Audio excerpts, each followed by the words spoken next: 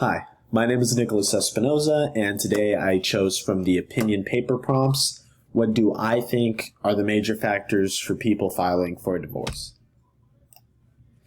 An unbiased introduction. Divorce is a touchy subject and everyone has their different perspectives on the situation, along with my own views. But as I go through the positives and negatives of divorce, I will remain unbiased until the last slide where I will share my beliefs and opinions. Divorce statistics. The U.S. divorce statistics isn't as bad as most people think it is. The divorce rate in the U.S. has been decreasing since 1980, but this could be due to newer generations becoming more educated and wanting to not marry at a young age. As you can see from chart number 1 on the bottom left, it says the U.S. divorce rate fell to a 50-year low in 2019. And as if you look closer in the graph, you can tell that, or you can see that in 1980, it peaked at 22.6 per 1,000 married population. But this decline in divorce rate can be due to the U.S. marriage rate reaching an all-time low, as you can see in the bottom right chart. From 1980, it goes down, it starts at 68.8, and it's just cuts in half in 2019 down to 33.2. So less and less people are getting married, and this could be a contributing factor as to why U.S. divorce rates are falling. Factors of divorce. There are many factors that can lead to divorce, and it varies by each case. It can be a lack of commitment, incompatibility in growing apart, communication problems, extramarital affairs, financial incompatibility like money disagreements, substance abuse, domestic abuse, conflicts over family responsibilities, little or no premarital education and religious differences, lack of support from family, and getting married too young. All of the factors listed above can lead to divorce, but is divorce really a bad thing? So, here are the statistics. In 2004, AARP conducted a survey of 1,147 divorcees on the causes of divorce. 566 women and 581 men ages 40 to 79. The divorce rate among middle-aged couples 50 years and older is double that of couples in their 20s, 30s, and 40s. The study found that verbal, physical, or emotional abuse were major reasons for divorce in middle and later age couples. And you can see in this chart right here, domestic violence and abuse is at 34%. Different values and morals is at 29%, and infidelity is at 27%. A number of other surveys on the reasons for divorce have been conducted among a variety of age groups and demographics. In a 2012 survey by Hawkins, Willoughby, and Doherty, a sample of 886 divorcing parents were interviewed and found that common causes of divorce were distance in the relationship, lack of physical intimacy being at 55%, and communication problems being at 53%. Continued. A 2000 survey by Amato and Praviti found that divorced couples have higher levels of mental stress, drug alcohol addiction, depression, and decreased levels of health in general. These same researchers did another study on the reasons for divorce across gender, social class, and lifestyles. When those divorced individuals were asked to provide their motivation for divorce, the most common reasons were infidelity, adultery at 21.6%, lack of shared interests, also / incompatibility at 19.2%, drinking and substance abuse at 10.6%. A 2013 study by the National Center for Biotechnology Information interviewed 52 divorced individuals after their first marriage who had completed a prevention and relationship enhancement program before they got married. 14 years later, the couples were reassessed, and the survey found that the reasons for divorce among those cohort included absence of romantic intimacy / love at 24%, alcohol substance abuse at 21%, control issues 16%, financial problems 14%, one partner not carrying their weight in the marriage 14%, infidelity 10%, and abandonment 10%. Continued. Surveys by Insider.com, the Huffington Post, Forbes, and the NCBI found a diversity of reasons for couples to initiate the divorce process. Lack of commitment, 75%, infidelity at 59.6%, conflict Inconceivable differences at 57.7%, marrying too young, 45.1%, money issues and debt, 36.1%, substance abuse and alcohol addiction at 34.6%, domestic violence at 23.5%, health problems / mental illness at 18.2%, lack of support from family 17.3%, religious differences or lack of marital education is at 13.3%. Just a lot of statistics and a lot of information to take in when it comes to divorce and all the reasons as to what can lead up to it. So what is better? An unhappy marriage, taking the path of an unhappy marriage and sticking it out and trying to make it better? Or do you split apart and have a divorce? Staying in an unhappy marriage can take a toll on an individual. You can have post-traumatic stress disorder, like being in an abusive relationship can cause severe mental health harm. Being in an unhappy marriage can cause poor cardiac health. Studies have shown that unhealthy marriages have a negative impact on cardiovascular health. Relationships that are not healthy do not have the ability to prevent the progression of cardiovascular disease the way that healthy relationships do. Profound loneliness. Most unhappy marriages cause profound loneliness. Lewis Hockley, principal research scientist at NORC at the University of Chicago, found that loneliness raises blood pressure and doubles the risk of both heart attack and stroke. James House, University Professor Emeritus of Survey Research, Public Policy, and Sociology at the University of Michigan, found that emotional isolation is a more dangerous health risk than cigarette smoking or high blood pressure. So, the positives of divorce.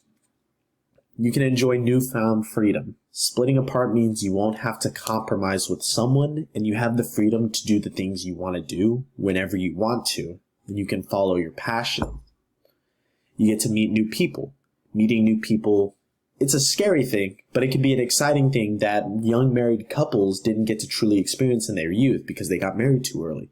This gives them an opportunity to date and meet new individuals. Also, physical health may improve depending on the type of marriage. If someone was in an emotionally or physically abusive relationship, then leaving that toxic partner can relieve a lot of stress and overall vastly improve your health. A friend or relative that supports this point of view.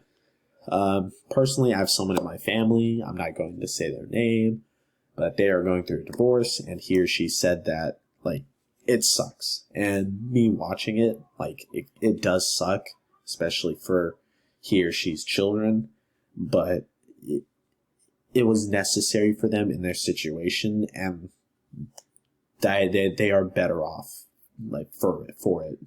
I don't know how the other partner is, but I know that my family member is better off going through the divorce than staying with that person.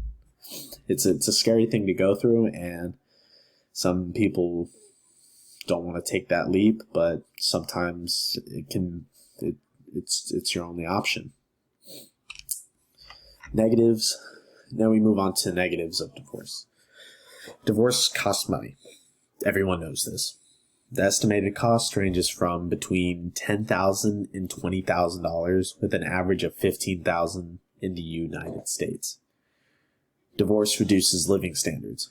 Newly divorced couples lose their combined income, and the house they had that made it affordable to both of them may not now be affordable separately, causing them to either sell the house and both live below their normal living standards that they were used to, or one person keeps the house and the other one has to downsize, which causes arguments. Who keeps the house? Who keeps what? And it causes a lot of stress. Divorce changes personal relationships as well. With obvious changes from your spouse and their family members, your relationship with friends you and your spouse have made together changes as well. Those friends finding it hard or awkward to hang out with one or the other rather than both. Those friends that you made in the relationship become distant or may even choose sides, and it's an unhealthy thing, and it's not good. Negatives of divorce continued. This is the biggest one. Divorce hurts children. Everyone knows this. Children of divorced parents are more likely than any other children to suffer one or more of several difficulties, including depression, delinquency, low school performance, and social problems. Divorce isn't just a short-term crisis for children, it's a long-term threat to their academic performance, their ability to commit to relationships, and their mental health. Parenting after divorce continues to be a challenge for decades after the divorce decree is signed, and the relationship between the children of divorce and their parents, particularly between children and their fathers, is likely to be worse than in families that remain intact. A friend or relative that supports this opposing viewpoint. Both my parents, they've been together for a really long time. I'm not quite sure what the years. My mom got married when she was 16 and my dad was 28. My dad is now 60, so they've been together for 40 years, I want to say. 30 years. But both my parents disagree with divorce, mostly due to religious reasons.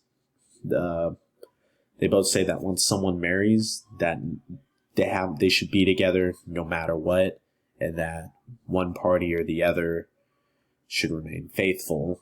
But they have a very negative viewpoint on divorce, and they don't like it, and they don't think it's right, and they actually have a very negative viewpoint on divorce. They think of it as really trashy, and it's just not a good way to look at it, because you don't know what a person is going through. Here's a summary of my research that I had in the previous slides, and a summary of my own beliefs and opinions.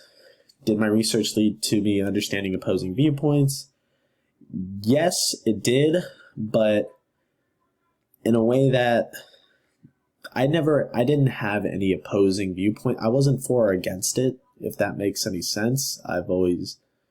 You always have to go into something with a level-headed mind, and with divorce, it varies case by case, and at the end of the day, I respect anyone's decision. It's not my life, it's their life that they're living, and it's the choices that they make, and if that's what they think is best for them, then more power to them.